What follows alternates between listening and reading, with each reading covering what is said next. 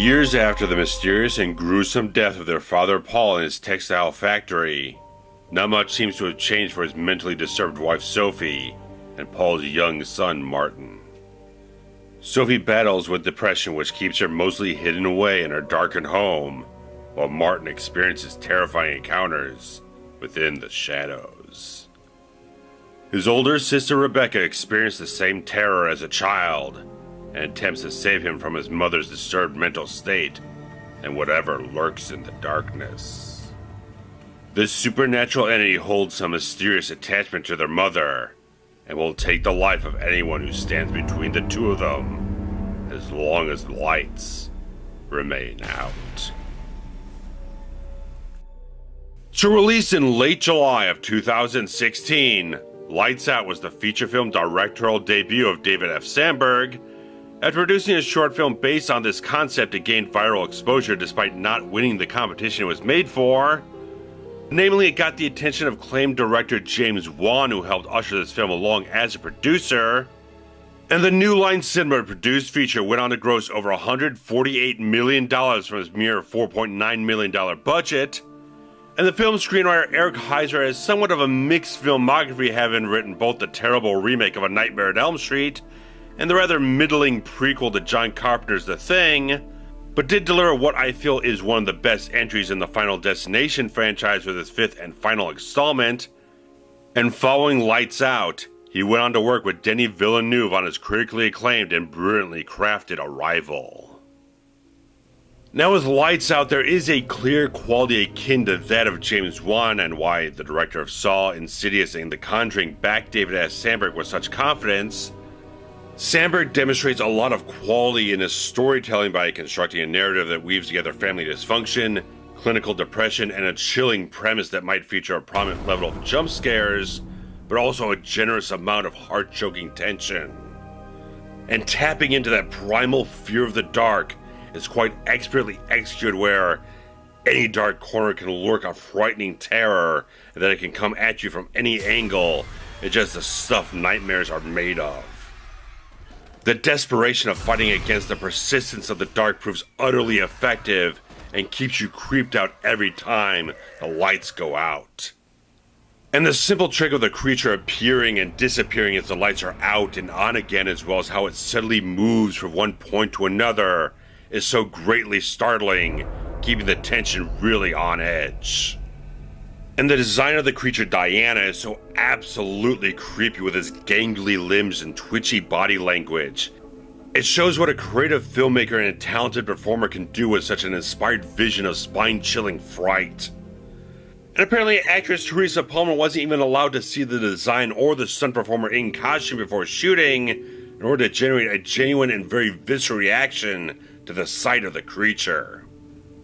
This ultimately shows Sandberg's creative intelligence in his planning and direction to get the most out of his actors and crafting some impactful horror.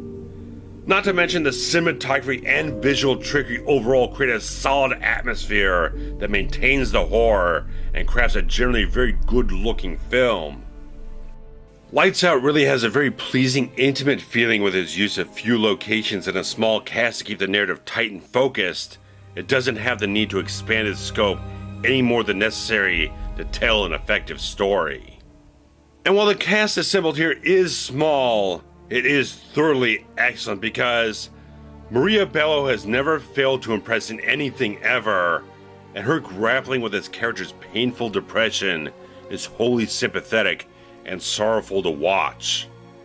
Depression is a key component of what Sandberg fashioned the story around, in relation to a friend he knew who suffered from it as well as himself, before much of the story took on a more supernatural horror angle.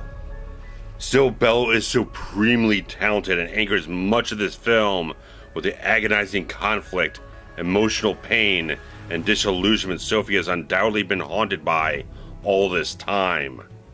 She cares so deeply for her family, but has so much hurt inside in regards to Diana that it cannot coexist in harmony at all. The depth of quality and tortured conflict within permeate throughout her screen time to superb effect. The character and Bello's performance overall give the film a lot of resonance and forges interesting relationships to develop throughout. And Australian actress Teresa Palmer also delivers fantastically, driving a lot of the emotional narrative herself as well. And the film gives subtle clues that Rebecca herself has dealt with possible depression, evident by her cutter marks on her arm. It definitely reflects a lot of damage this family has endured, but Rebecca tries to strengthen her resolve through the manic behavior of her mother, forcing her to take actions to both protect her brother and to potentially help her mother's condition. In addition to Palmer carrying that weight, she has stellar chemistry with absolutely everyone around her. From the genuine and warm relationship with boyfriend Brett, to gelling naturally with the young Gabriel Bateman as Martin, everything clicks honestly and richly amongst everyone here. And I do love how Brett is this sort of responsible, smart, level-headed boyfriend that stands by Rebecca through the toughest and strangest of circumstances. And Alexander DiPersia is very easy to attach yourself to as Brett and be rewarded by a character that holds together well and never exhibits any lazy genre tropes whatsoever. By the end, he feels like a safety net that Rebecca and Martin can wrap themselves into, cope with their grief and trauma. All the characters here are really well written by Eric Heiser's skill and care. They are directed with nuance and purpose, and performed with weight and sincerity throughout. It's a really nicely assembled piece of work all around. And I really like the entire family dynamic here with the backdrop of the supernatural mental health aspects. And I very much appreciate that Heiser and Sandberg kept the supernatural elements as just enough of a mystery. All we get are some medical records, an audio cassette recording, and a few photos to tell an origin for Diana without getting so blatant about how she became this ghost of sorts. It takes her condition and melds it into a nocturnal ghoul that stalks the darkness, but cannot withstand the light. And the film does a very good job of setting its rules in place pretty much right up front and following them through, as well as playing with them a bit using the black light later on. Is really nicely played and simply put together overall. And the mental health issues, as mentioned earlier, were given less prominence once the story was developed into what it ultimately became. It might seem like a little less than rigorously dealt with by the final act. It certainly feels as if more could have been explored with that element overall, and seeing how it more deeply connected Sophie and Diana together. Apparently it is the mental state of depression which allows Diana into someone's life, twisting and manipulating that, but it's certainly more implied than strongly confirmed in the film. And the film's ending apparently raised some ire in not treating the depression and mental health elements of the story with much sense of hope. However, there is a further extended ending included on the home video release that didn't fare very well with test audiences, and I do thoroughly agree with their judgment because the extended ending worsens the issue by making the means by which Diana is dispatched with completely meaningless by having her come back for another set piece. It generally felt a little overcooked and a bit contrived just to get another sequence of scares after we've already had an emotional denouement in the film. It happens to make the film only 80 minutes long, but making a film longer doesn't necessarily mean it would make it better.